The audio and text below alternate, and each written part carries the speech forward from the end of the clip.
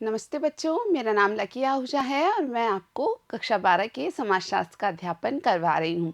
तो बच्चों, कक्षा 12 के समाजशास्त्र की प्रथम पुस्तक भारतीय समाज का हम अध्ययन कर रहे हैं और इस पुस्तक के 5 अध्याय अब तक हम पूरे कर चुके हैं और आज हम इस पुस्तक का छठा अध्याय शुरू करने जा रहे हैं और इस छठे अध्याय का नाम है सांस्कृतिक विविधता की चुनौतियाँ। तो आज ये जो छठा अध्याय है, इसका हम पहला भाग शुरू करेंगे और ये पहला भाग है सांस्कृतिक समुदाय एवं राष्ट्र राज्य। बच्चों, हमारे देश को यदि हम सही से देखते हैं, निरीक्षण करते हैं, तो यह यहाँ स्पष्ट रूप से पता चलता है कि हमारे देश में बहुत सांस्कृतिक विविधता है। अलग अलग प्रकार के लोग, अलग अलग भाषाएं, अलग अलग प्रकार के उनके रीति रिवाज और त्योहार पाए जाते हैं और इन सभी सांस्कृतिक विविधताओं के संबंध में कुछ चुनौतियां भी हमारे देश में उत्पन्न होती हैं। तो यह अध्याय इन्हीं सब चीज़ों से संबंधित है। बच्चों, पहले हम परिचय लेते हैं कि विविधता का आशय क्या है। विविधता शब्द असमानताओं के बजाय अंतरों पर बल देता है। तो ये जो शब्द विविधता है, ये असमानताओं पर बल नहीं देता है बल्कि अंतरों पर बल देता है।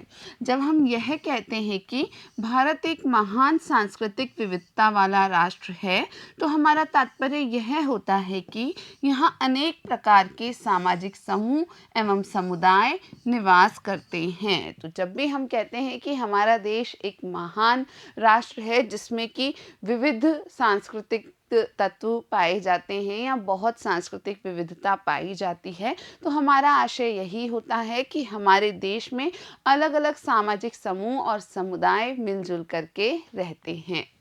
यह समुदाय सांस्कृतिक चिन्हों जैसे भाषा, धर्म, पंथ, प्रजाति या जाति द्वारा परिभाषित किए जाते हैं। तो ये जो समुदाय हैं, विभिन्न सामाजिक समूह या समुदाय, इनके अपने अपने कुछ चिन्ह होते हैं, विविध चिन्ह होते हैं। सिर्फ भाषा अलग अलग होती है, धर्म अलग अलग हैं, पंथ अलग अलग हैं, प्रजाति और जाति भी अलग अलग होती हैं। जब यह विविध समुदाय भी किसी बड़े सत्व जैसे एक राष्ट्र का भाग होते हैं, तब उनके बीच प्रतिस्पर्धा या संघर्ष के कारण कठिनाइयाँ उत्पन्न हो सकती हैं। तो इस प्रकार के विविध समुदाय जब किसी बड़े सत्व जैसे कि एक ही राष्ट्र का हिस्सा होते हैं, तो वहाँ प्रतिस्पर्धा और संघर्ष उत्पन्न होते हैं और इन प्रतिस्पर्धाओं और संघर्ष के साथ साथ विभिन्न कठिनाइयाँ भी उत्पन्न होती हैं। तो हमारा राष्ट्र वास्तव में ऐसा ही राष्ट्र है जहाँ पर विविध समुदाय एक साथ पाए जाते हैं। सब अंतरों के बावजूद भी हम एक ही देश का हिस्सा हैं और इस कारण कई बार प्रतिस्पर्धा या संघर्ष की जो स्थिति है वो भी देखने को मिलती है। कठिनाइयाँ इस तथ्य से भी उत्पन्न होती हैं कि सांस्कृतिक पहचानें बहुत प्रबल होती हैं। वे तीव्र भावावेशों को भड़का सकती हैं और अक्सर बड़ी संख्या में लोगों को एकजुट कर देती हैं। तो वास्तव में इस संघर्ष और कठिनाइयों का जो संबंध है, वो इस बात से भी है कि हम लोग अपनी सांस्कृतिक पहचानों को एक महत्व देते हैं और उससे अपने आप को जुड़ा हुआ पाते हैं। तो ये सांस्कृतिक पहचानें काफ़ी तीव्र होती हैं, काफ़ी प्रबल होती हैं और ये तीव्र भावावेशों को या संवेगों को उत्पन्न करती हैं और ऐसे संवेग भावावेशों में परिवर्तित होते हैं या भावावेशों को भड़काते हैं और अक्सर यह बड़ी संख्या में लोगों को एकजुट कर देते हैं। तो ये जो सांस्कृतिक पहचानें हैं, इनके आधार पर लोग एकजुट होकर के, एकमत होकर के किसी भी कार्य को करने को तत्पर हो जाते हैं। कभी कभी सांस्कृतिक अंतरों के साथ साथ आर्थिक और सामाजिक असमानताएं भी जुड़ जाती हैं और तब स्थिति और भी जटिल हो जाती है। तो यह भी सच है बच्चों कि कभी कभी ऐसा होता है कि सांस्कृतिक अंतरों के साथ कुछ आर्थिक और सामाजिक असमानताएं भी जुड़ी होती हैं और तब स्थिति और भी जटिल हो जाती है। एक समुदाय द्वारा भुगती जा रही असमानताओं या अन्यायों को दूर करने के लिए किए गए उपाय दूसरे समुदायों में उनके प्रति विरोध को भड़का सकते हैं। आपको ध्यान रखना है बच्चों कि जब एक विशेष समुदाय की जो असमानताएं हैं, उनके प्रति जो अन्याय अब तक हुए हैं, उनको दूर करने के लिए कोई उपाय अपनाए जाते हैं, तो उसके फलस्वरूप दूसरे जो समुदाय हैं वो विरोध भी कर सकते हैं, उनका विरोध उत्पन्न हो सकता है। स्थिति उस समय और भी बिगड़ जाती है जब नदी जल, रोजगार के अवसर या सरकारी धनराशियों जैसे दुर्लभ संसाधनों के बंटवारे का सवाल खड़ा होता है।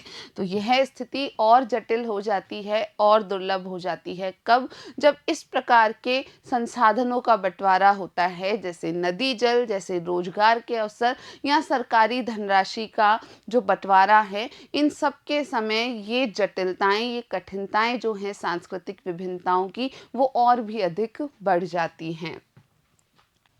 लगभग सभी विभाजनकारी समस्याएं जो आज हैं वे स्वतंत्रता प्राप्ति के समय से ही या उससे भी पहले से चली आ रही हैं। तो आज के समय हमारे देश में जितनी भी विभाजनकारी समस्याएं हैं, ये समस्याएं आज से ही नहीं उत्पन्न हुई हैं। ये समस्याएं स्वतंत्रता प्राप्ति के समय से या फिर उससे भी पुराने समय से चली आ रही हैं। लेकिन इन सबके बावजूद भारत एक राष्ट्र के रूप में न केवल जीवित रहा है, बल्कि आज पहले से कहीं अधिक सबल राष्ट्र राज्य के रूप में विद्यमान है। तो ये सच है बच्चों कि इन सांस्कृतिक विभिन्नताओं के कारण उत्पन्न होने वाली ये जो समस्याएं या जटिलताएं हैं, ये लंबे समय से हमारे देश में रही हैं। लेकिन फिर भी इन सब के बावजूद भी हमारा देश भारत एक राष्ट्र के रूप में बना हुआ है, जीवित रहा है और आज यह पहले से कहीं अधिक सबल एक राष्ट्र राज्य के रूप में प्रदर्शित होता है।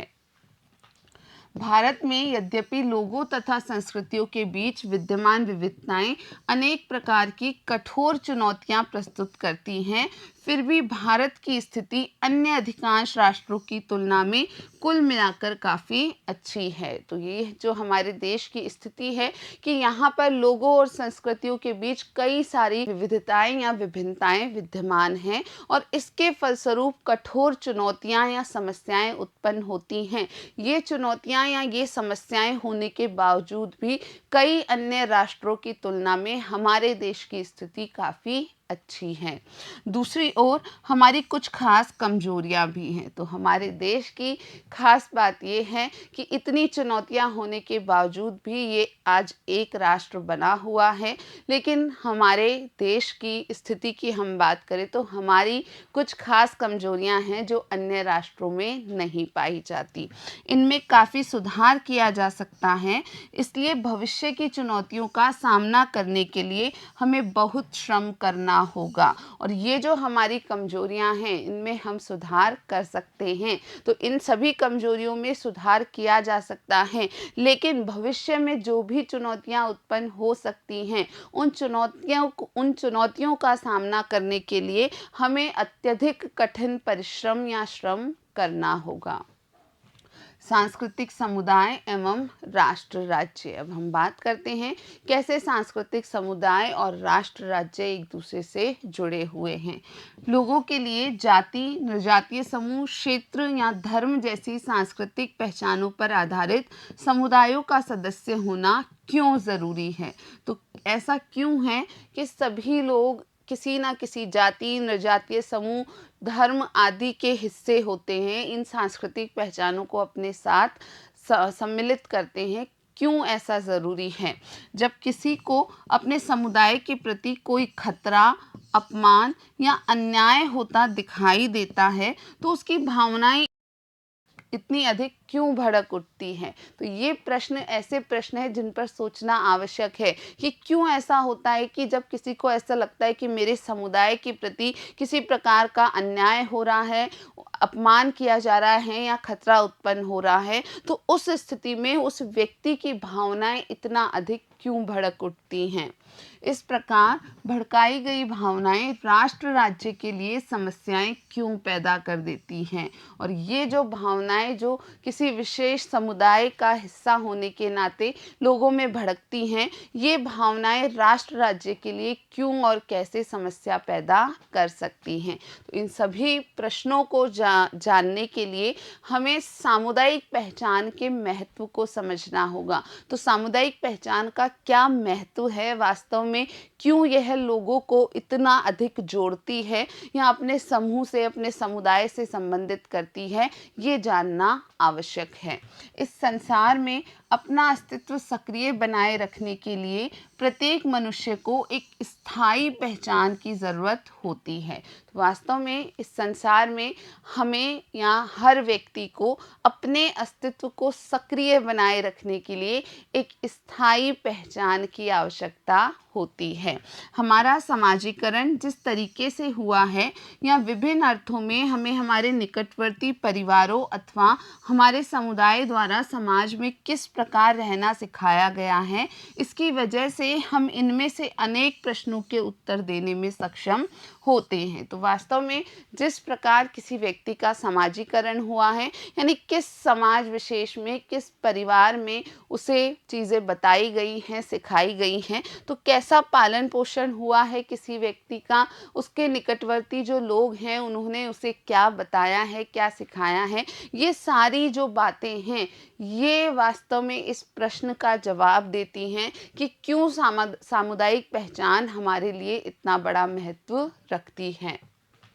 समाजीकरण की प्रक्रिया काफ़ी विस्तृत एवं लंबी होती है, जिसमें कुछ विशेष लोगों के साथ जो हमारे जीवन में प्रत्यक्ष रूप से शामिल रहते हैं लगातार संवाद, वार्तालाप और कभी कभी संघर्ष भी होता रहता है, जैसे कि हमारे माता पिता, परिवार, नातेदार समूह एवं हमारा समुदाय। तो वास्तव में यह जो समाजीकरण की प्रक्रिया है ये काफ़ी लंबी और विस्तृत प्रक्रिया होती है, और इस प्रक्रिया के दौरान हम कुछ विशेष लोगों के साथ निरंतर अंतर्क्रिया करते हैं, और ये जो विशेष लोग होते हैं ये हमारे जीवन में प्रत्यक्ष रूप से संबंधित होते हैं या हमारी सबसे अधिक अंतर्क्रिया इन्हीं लोगों के साथ होती है, और इस अंतर्क्रिया के फलस्वरूप ही वास्तव में हमारे कई अभिवृत्तियां या कई विचार उत्पन्न होते हैं, और ये हमारे संपूर्ण विचार समूह का एक स्थायी हिस्सा बन जाते हैं। तो हमारे माता पिता, परिवार, नातेदार समूह और समुदाय जो है वो एक बच्चे में बहुत हद तक उसके विचारों का निर्माण करने के लिए जिम्मेदार होते हैं।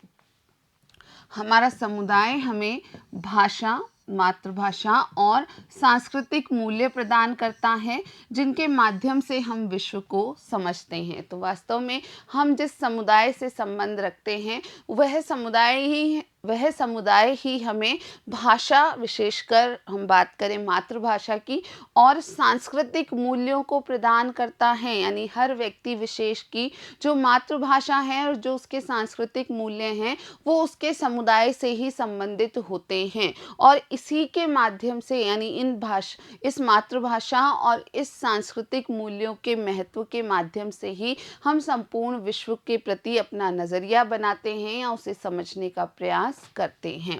यह हमारी स्वयं की पहचान को भी सहारा देता है। वास्तव में यह जो सांस्कृतिक मूल्य हैं या जो भी विचार हमें समुदाय द्वारा प्राप्त हुए हैं, ये सभी हमारी अपनी स्वयं की व्यक्तिगत पहचान को भी एक सहारा देते हैं।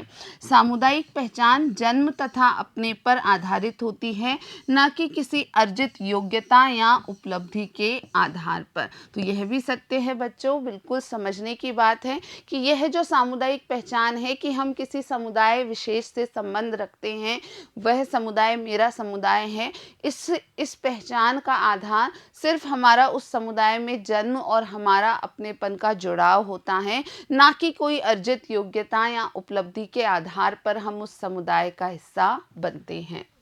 यह हम क्या हैं इस भाव की द्योतक है, न कि हम क्या बन गए हैं। तो एक व्यक्ति क्या है यह भाव उसके समुदाय से जुड़ा होता है, न कि वह क्या बना है, उसने कैसी योग्यताएँ प्राप्त की, उसने कितनी उपलब्धियाँ अर्जित करी, उससे उसके समुदाय का संबंध नहीं होता है।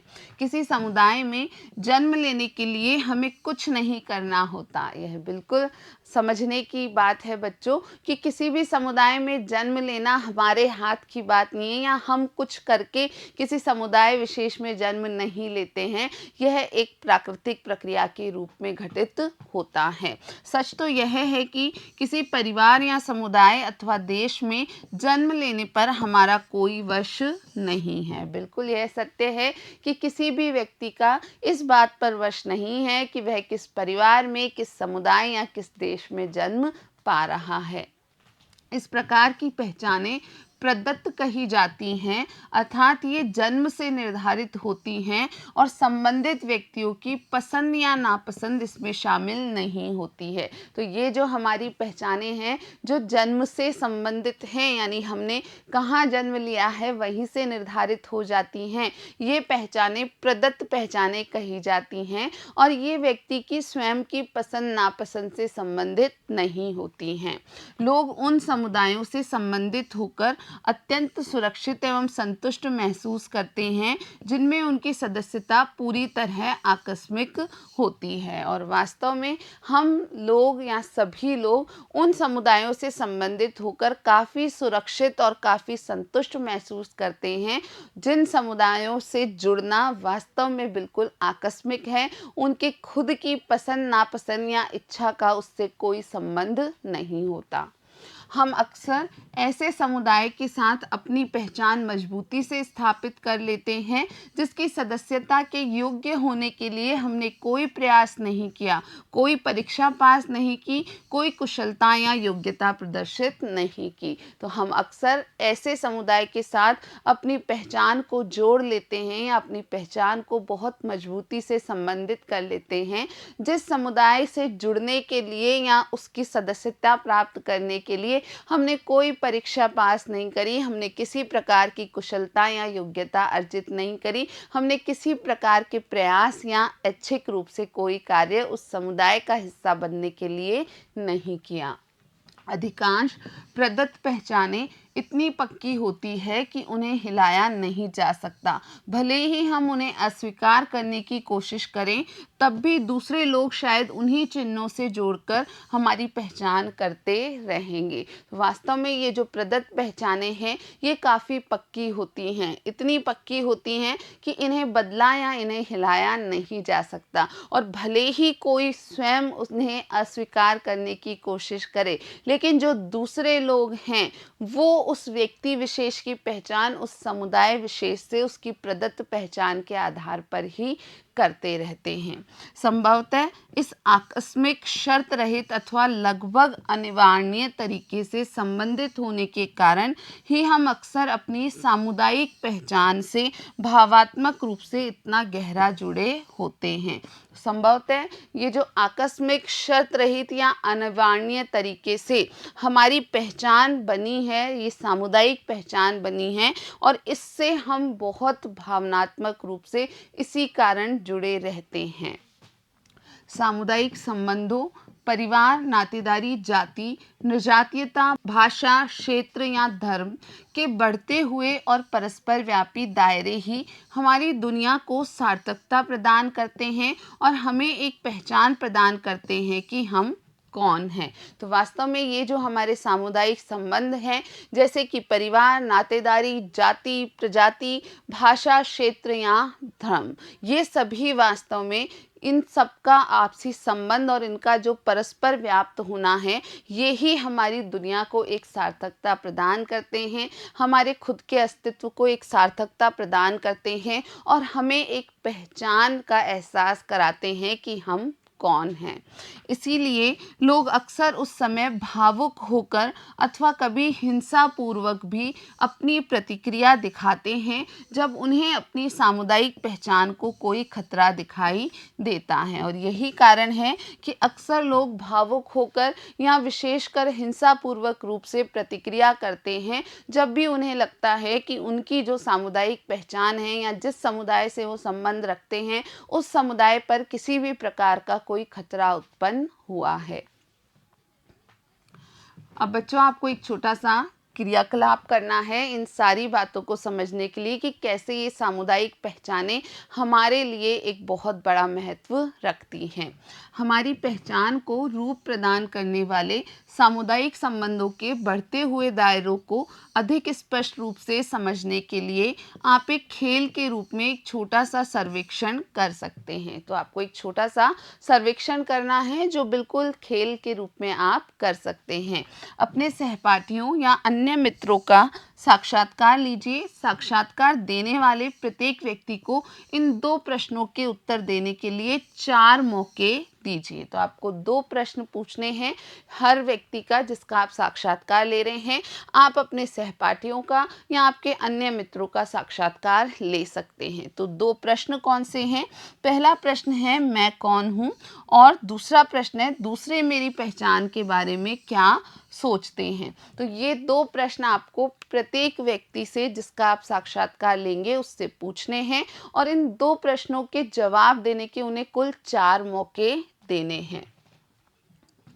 इन प्रश्नों के उत्तर एक ही शब्द में या वाक्यांश में होने चाहिए, उनमें कोई नाम शामिल नहीं होने चाहिए। खास बात यह है कि ये जो दोनों प्रश्न हैं, इन दोनों प्रश्नों के उत्तर सिर्फ एक शब्द या एक वाक्यांश में ही होने चाहिए, और ख़ास बात यह है कि इनमें कोई भी नाम शामिल नहीं होना चाहिए, जैसे आपका अपना नाम या आपके माता पिता अभिभावकों के नाम अथवा आपकी कक्षा या विद्यालय आदि के नाम। तो आप जब साक्षात्कार लेंगे तो पहले साक्षात्कार लेने से पूर्व ये निर्देश देंगे कि मैं आपसे 2 प्रश्न पूछने जा रहा हूँ।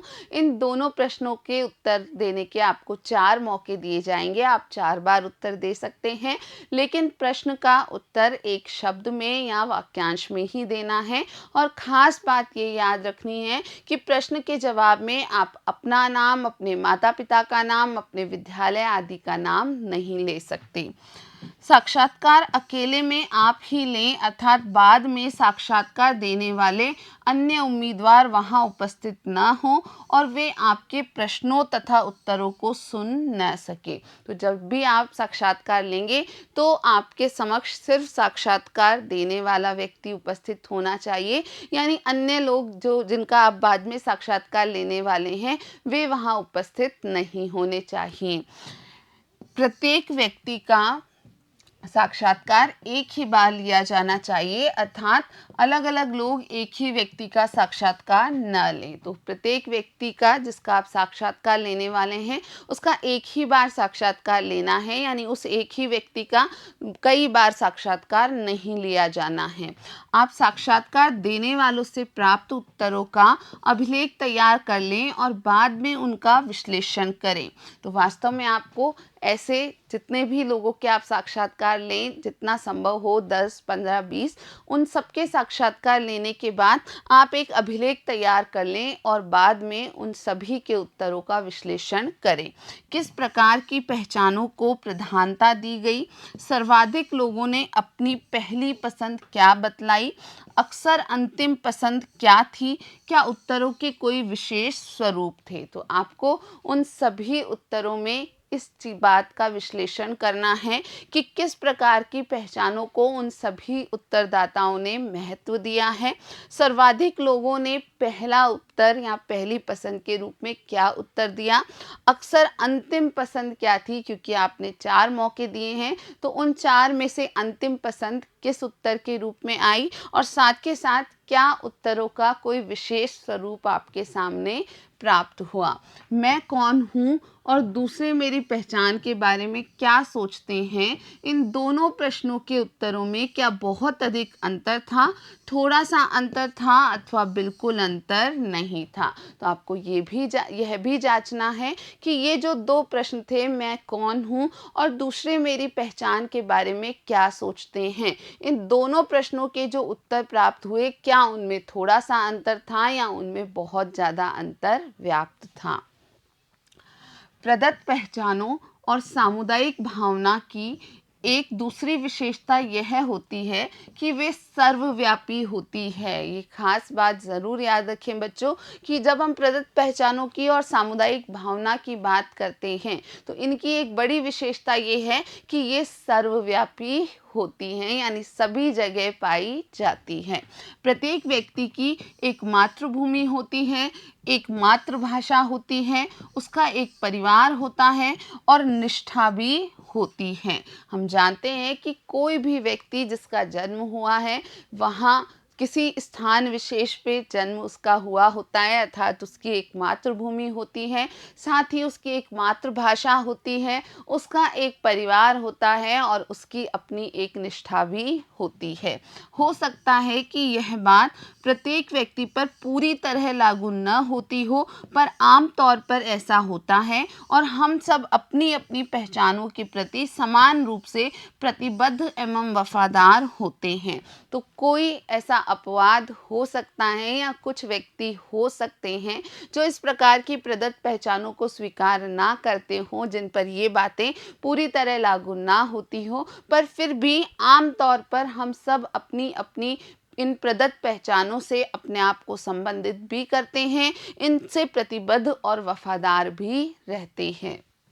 इसी कारण हमारे समुदायों, चाहे राष्ट्र, भाषा, धर्म, जाति या क्षेत्र विषयक के बीच पैदा होने वाले लड़ाई झगड़ों या विवादों को निपटाना बहुत कठिन होता है। और यही कारण है कि हमारे समुदायों से संबंधित जितने भी लड़ाई झगड़े या विवाद उत्पन्न होते हैं, इनको निपटाना काफ़ी अधिक कठिन हो जाता है, क्योंकि प्रत्येक समुदाय के जो व्यक्ति होते हैं वो अपने समुदाय के प्रति उतने ही प्रतिबद्ध और वफादार होते हैं जितने कि किसी दूसरे समुदाय के व्यक्ति। विवाद का प्रत्येक पक्ष सामने वाले पक्ष को शत्रु मानते हुए घृणा की दृष्टि से देखता है और उसमें अपने पक्ष के गुणों को और विरोधी पक्ष के दुर्गुणों को बढ़ा चढ़ाकर कहने की प्रवृत्ति होती है। तो वास्तव में जिन दो पक्षों के बीच विवाद होता है वो दोनों पक्ष ही एक दूसरे को शत्रु की तरह या घृणा की दृष्टि से देखते हैं और इस दौरान व्यक्ति अपने पक्ष के सिर्फ गुणों को देखता है और जो विरोधी पक्ष है, दूसरा पक्ष है, उसे सिर्फ दुर्गुण ही नजर आते हैं। और इस प्रकार इन गुणों और दुर्गुणों को बढ़ा चढ़ा करके कहने की प्रवृत्ति भी सामने आती है। इसीलिए जब दो राष्ट्रों के बीच युद्ध छिड़ जाता है तो प्रत्येक राष्ट्र के देशभक्त लोग विरोधी राष्ट्र को आक्रमणकारी शत्रु मानते हैं। तो यही कारण है कि जब किन्हीं दो राष्ट्रों के बीच युद्ध होता है, युद्ध छिड़ जाता है, तो प्रत्येक राष्ट्र के देशभक्त लोग, यानी जो अपने राष्ट्र के प्रति समर्पित होते हैं, वे अन्य या विरोधी राष्ट्र जिससे उनका युद्ध हो रहा है उसके लोगों को आक्रमणकारी शत्रु कहते हैं।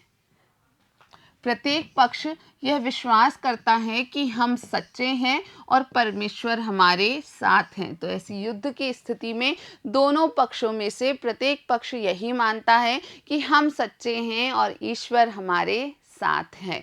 गर्मा गर्मी के क्षण में दोनों ही पक्षों के लोगों के लिए यह देखना बहुत कठिन होता है कि जैसा हम दूसरों के बारे में सोचते हैं, दूसरे भी तो हमारे बारे में वैसा ही सोच रहे हैं। तो जो गर्मा गर्मी के क्षण उत्पन्न होते हैं, उन क्षणों में लोगों को यह देखना या यह पहचानना काफ़ी जटिल होता है, काफ़ी मुश्किल होता है कि जैसा हम दूसरे पक्ष के बारे में सोचते हैं वैसा ही तो दूसरे पक्ष के लोग भी हमारे बारे में सोचते होंगे।